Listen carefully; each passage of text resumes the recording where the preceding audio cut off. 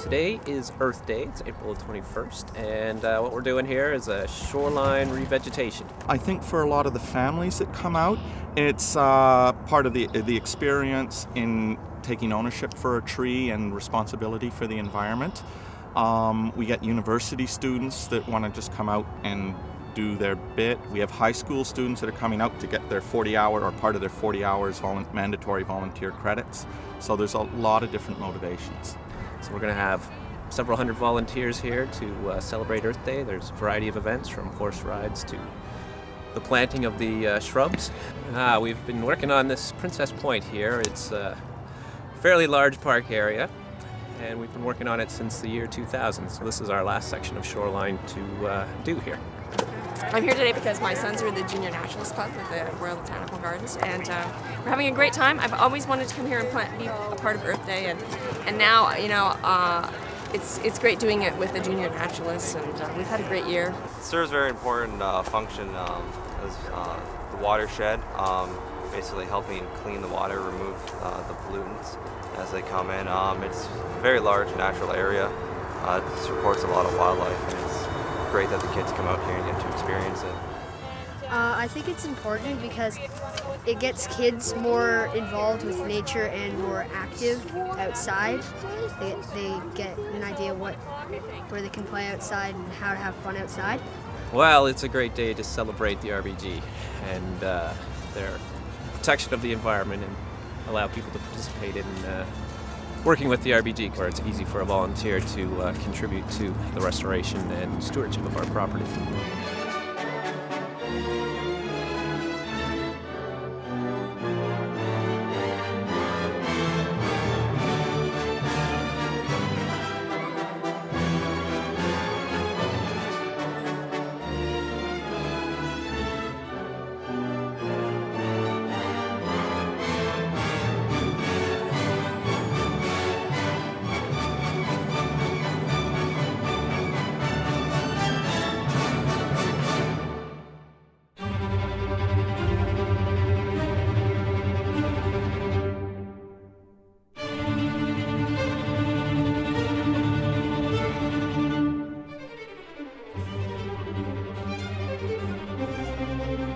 So this weekend we're celebrating Project Paradise, 10 years of restoration. That's our wetland restoration program, and it's 10 years since the Cootes Paradise Fishway was installed and the wetlands started restoring. So we've brought out presentations and highlights on a variety of things, from the fishway to the birds of prey, to the turtles, to the plants, to everything you would find around the wetland. And we've got several presentations, including one on turtles, one on highlights of the past 10 years, and one on the fishway itself.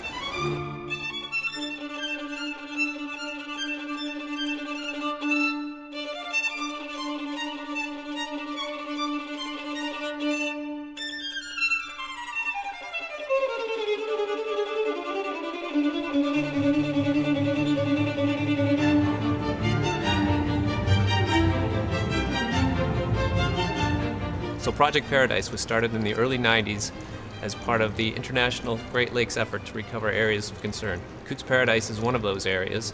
The ultimate goal of Project Paradise is to return it to the diverse marshland that it once was over a century ago, where it can supply fish to the Great Lakes, provide a migratory stopover for all the birds flying north and south, and provide just a place of enjoyment for all the local residents.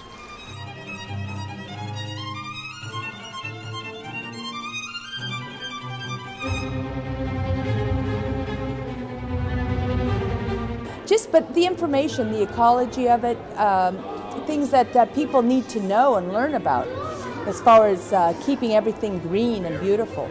Most people don't pay attention to what they do daily and the damage that they cause to their waterways and their ponds in their backyards and their little creeks and all the animals that they kill without realizing it.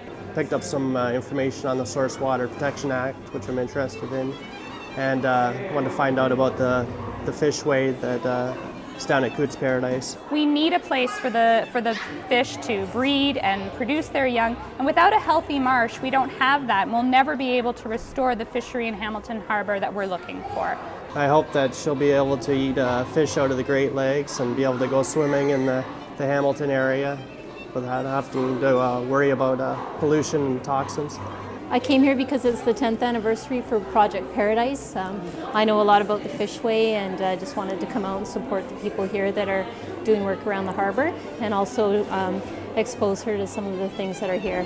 I think it's wonderful. We've seen big changes in Coots Paradise, and it's done a lot for the fish community in the harbour. I think it was a great experience, not just for her, but for both of us.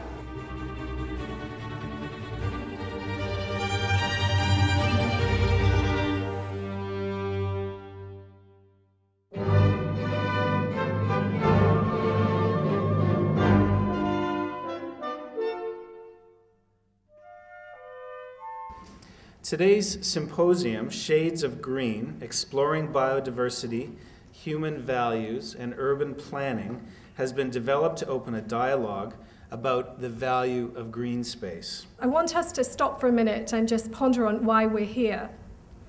I want to cover a little bit about biodiversity basics for those of you who don't dream about this stuff every night, and try and ask the question and answer it a little bit if why aren't people listening to ecologists? What are the consequences of living with little or no nearby nature on social functioning in human beings?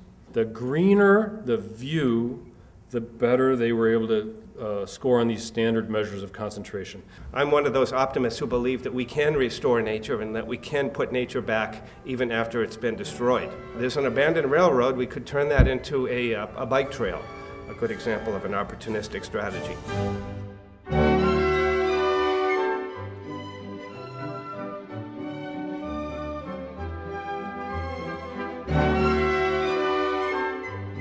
I cleared an afternoon to be able to come here to learn more about ways that we can bring nature into our urban setting that we have here, and to try to help people to get more connected to what nature offers to us.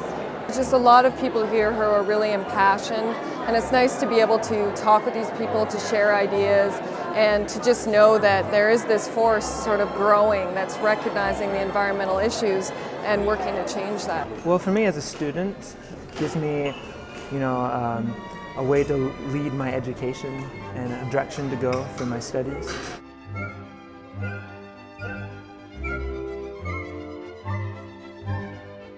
And to all 300 of you for coming out to RBG for this afternoon, thank you so much. This is just a terrific beginning to where we're going in our dialogue with the community. Thank you very much.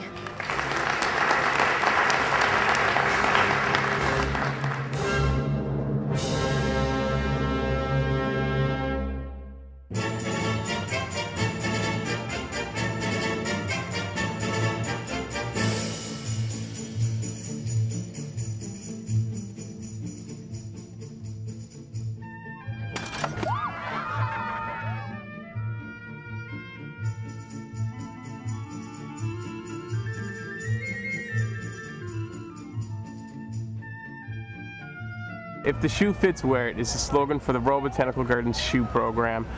The program creates youth leaders who are passionate about environmental sustainability and ecological biodiversity, but are also ambassadors and leaders within their communities. They run through a leadership development training program. We take them on hikes. We do a lot of teaching with them. And from that comes volunteer opportunities throughout the Royal Botanical Gardens. Anywhere really we need them to help out, they're there for us, and their volunteer hours stem from there.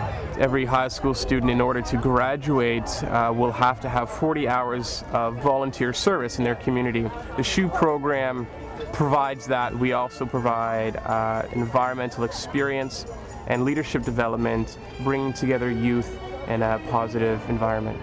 Without the environment, what do we really have? Because it gives us fossil fuels and everything, and it's our home, and we need to preserve it to live, and we need that. Global warming is like such a big issue. I just really think we need to take action right now, so I think this would be a really cool program to take part in. With attachment to the escarpment, we're so close to the Bruce Trail. It's really nice to get us all thinking green, and especially adding in the leadership component. It makes a lot of sense and spreads the message.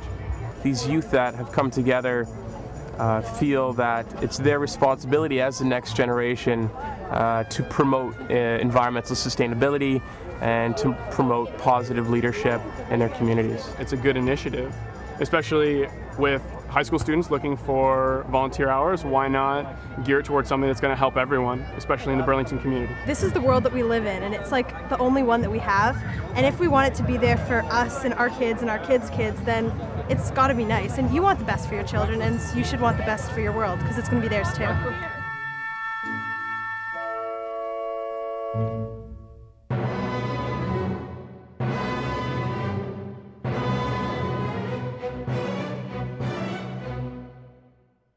Sassafras Point is one of the best examples of oak, woodland and savanna habitat that we have here on RBG's nature sanctuaries. This is the second time we're conducting a prescribed burn at Sassafras Point. The first burn was done in 2004. Our objective here is to return this area to what it was originally.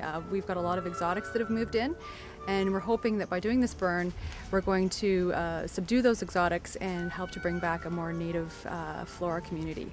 And we've hired Lands and Forest Consulting as our crew, our team of burn experts. They work all over the province conducting these prescribed fires. The whole process takes a year. We started planning for this a year ago, and we meet with the fire department, and we have contacts through the other government agencies like the Ontario Provincial Police and Regional Police, so everyone is aware of what's going on today. Then it's fully up to Mother Nature. It depends how dry she's made the fuels, how much wind she gives us. Native people would burn areas. It happened naturally from lightning strikes.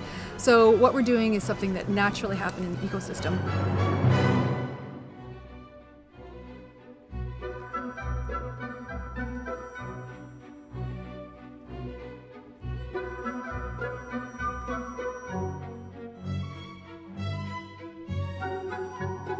One of the problem species we have here is Poa nemoralis, woodland poa, and it has an advantage over our native species. It greens up much earlier in the season, and if you look behind me, you'll see that almost everywhere the patches of green and the tufts of grass. That's one of the worst invaders we have here. They become a monoculture, and what that means is that one species will take over an area, and other species, more native species who grow more slowly, they can't really compete with these species. So they become displaced. The fire is expected to help clear away. It's a very effective, cost-effective and efficient method of dealing with the invasive species problem that we have.